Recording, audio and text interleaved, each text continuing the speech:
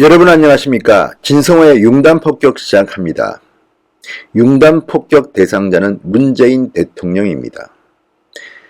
지금 경제계가 걱정이 매우 큽니다. 문재인 대통령이 무리하게 추진하는 국가 채무 관리 때문입니다. 빚을 계속 내겠다는 겁니다. 노무현 김대중 대통령 시절에도 대한민국의 채무 비율은 40%대 GDP 대비 40%를 넘지 않게 관리를 했습니다. 40%는 불문율로 여겨왔습니다. 우리나라는 다른 선진국과는 좀 다릅니다. 일본이나 미국, 중국과는 좀 다른 사정이 있습니다. 그럼에도 불구하고 문재인 대통령이 취임 초기의 약속은 헌신짝처럼 내던진 채 빚을 계속 내겠다고 합니다. 돈을 마구 풀겠다고 합니다. 실제로 대한민국이 벌어들인 것은 없는데 돈을 풀겠다고 합니다. 빚을 더 줘도 좋겠다는 겁니다. 지금 경제 숫자들은 정말 좋지 않습니다. 실업률, 청년 실업률은 거의 10수년 만에 최악으로 나타나고 있습니다. 여기에 수출도 지금 엉망이 됐습니다. 그런데 빚을 더 내서 국가 재정을 더 키우겠다고 합니다. 무슨 궤변입니까? IMF는 신흥국은 GDP 대비 40%를 넘지 않게 관리하라고 권고하고 있지만 이미 지금 대한민국의 GDP 대비 그 부채는요, 공기업까지 합치면 60%를 넘어선 것으로 조사되고 있습니다. 그런데도 국채를 발행해서라도 돈을 더 쓰자, 이런 주장이 나오고 있습니다. 그것도 홍남기 경제부총리가 문재인 대통령에게 40%대 초반으로 채무 비율을 관리하겠다고 하니까 문재인 대통령이 한마디 했습니다. 왜 그렇게 해야 되죠? 자, 그러자 갑자기 홍남기 경제부총리는 2022년 국가 채무 비율을 45%까지 늘리겠다, 이렇게 보고합니다. 그리고 청와대가 31일에는 증세 없는 세금을 더 거두지 않고 재정을 확대하겠다고 말했습니다. 빚을 내겠다는 겁니다. 자, 정부 국가연을 풀겠다는 공개적인 선언인데 보수와 진보를 막론하고 나라 살림을 최대한 균형 있게 하려는 사람들은 걱정이 태산 같습니다. 정말 큰일입니다. 그러니까 이 돈 풀어서 뭐 하려는 걸까요?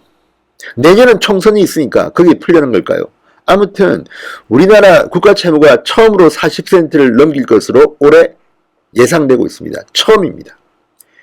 그런데도 정부 여당은 국가 채무 비율을 40%로 지킬 근거가 없다, 40%가 넘어도 재정 건전성에 아무런 문제가 없다고 주장하고 있습니다.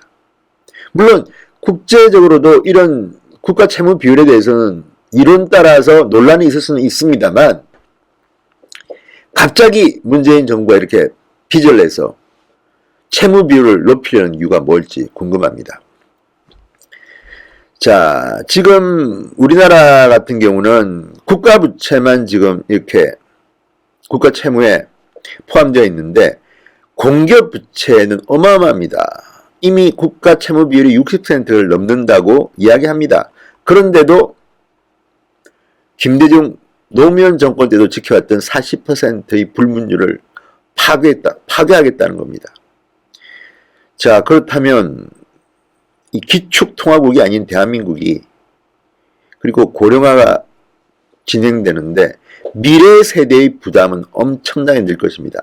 이것은 비단 지금 있는 사람들의 문제이기도 하지만 앞으로 돈을 벌 미래 세대에게는 거의 충격입니다. 게다가 출산율은 지금 얼마나 떨어져 있습니까? 세계에서도 기록적인 나라입니다. 그런데 몇 안 되는 우리 자손들이 이제는 피 갚느라고 피땀을 흘려야 될 겁니다. 자, 이와 관련해서 오세훈 전 서울시장이 재밌는 글을 최근에 하나 올렸습니다. 바로 시청자 여러분들이 궁금해하는 바로 그것입니다. 문재인의 지지율 50% 문제입니다. 자, 오세훈은 이런 제목의 글을 썼습니다. 페이스북에 야릇한 지지율, 문재인 대통령 지지율이 50%대를 회복했다고 한다. 그러면서 우리들이 현장에서 체감하는 민심과는 크게 다르다고 말합니다. 지금 오세훈은 서울 광진을 지역구 원외 지구당 위원장입니다. 지역에서 나오지 않는다고 합니다. 거기서 그냥 계속 사람들 만나고 중앙 정치 무대는 잘 나오지 않습니다. 지역 정치를 지금 하고 있습니다. 내년에 추미애를 꺾고 처음으로 서울 광진을 해서 보수정당 후보가 당선돼 보겠다는 꿈을 키우고 있습니다. 그러다 보니까 아무래도 시장 상인 자영업자들을 많이 만나니까 문재인 대통령 잘하냐 못하냐 물어볼 거 아닙니까? 현장에서는 10명 중 7명, 8명이 못한다고 합니다. 그런데 리얼미터나 갤럽 조사를 보면 40% 중후반, 그리고 오세훈 시장이 본 거는 50%를 회복한 여론조사인가 봅니다. 그러면서 오세훈의 이유는 간단합니다. 가만 생각하니 퍼주기 복지 탓이 아닐까 싶다. 퍼주기 복지를 위해서 돈을 부담하는 사람보다 공짜 현금을 받는 수혜 대상이 더 많은 탓은 아닐까. 그러니까 이제는 대한민국이 잘 살게 되면서 세금을 내는 사람보다 세금을 수혜를 받는, 복지 수혜를 받는 사람 숫자가 더 많아진 이유가 아닐까, 이렇게 진단을 하는 겁니다. 양육수당, 보육수당, 청년수당, 기초연금, 고교 무상교육 등 표를 돈으로 사는 공짜의 중독이 갈수록 깊어진다. 그러면서 그 많은 복지 비용은 누가 부담하는 것일까? 여기에 바로 부담자, 세금을 걷는 데는 한계가 있습니다. 게다가 민주당 일부 또는 저쪽 진영의 일부에서는 세금을 더 걷자는 말도 하는데, 이거는 하면 표가 떨어집니다. 세금 더 걷자는 말을 못하다 보니까 아까 제가 말씀드렸죠. 40%의 불문율, 국가 부채 비율을 지금 확 늘려서 빚을 확 내서 돈을 풀겠다는 겁니다. 대단히 위험한 발상입니다. 자, 오세훈의 글을 좀 더 읽어보겠습니다.